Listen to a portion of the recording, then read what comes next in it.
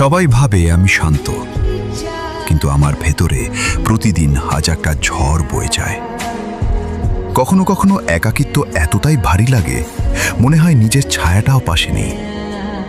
আমি কাউকে বিরক্ত করতে চাই না, তাই নিজের কষ্টগুলো চুপচাপ বয়ে বেড়াই। হাসতে শিখেছি, কিন্তু মন থেকে শেষ কবে হেসেছি সেটা আর মনে নেই। মানুষের ভিড়ের মাঝেও এমন এক নিঃসঙ্গতা আছে যেটা শুধু আমি অনুভব করি।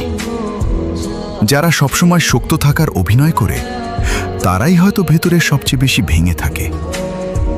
কিছু ক্ষত তো সময়ে সারে না, শুধু মানুষ সেগুলো লুকিয়ে রাখতে শিখে যায়। জীবন এগিয়ে চলে, কিন্তু কিছু স্মৃতি বারবার পেছনে টেনে ধরে। আমি হারতে ভয় পাই না, ভয় পাই একদিন সবাই আমাকে ভুলে যাবে। কেউ যদি একবার জিজ্ঞেস করত, তুমি সত্যি কেমন আছো, হয়তো এতটা একা লাগতো না।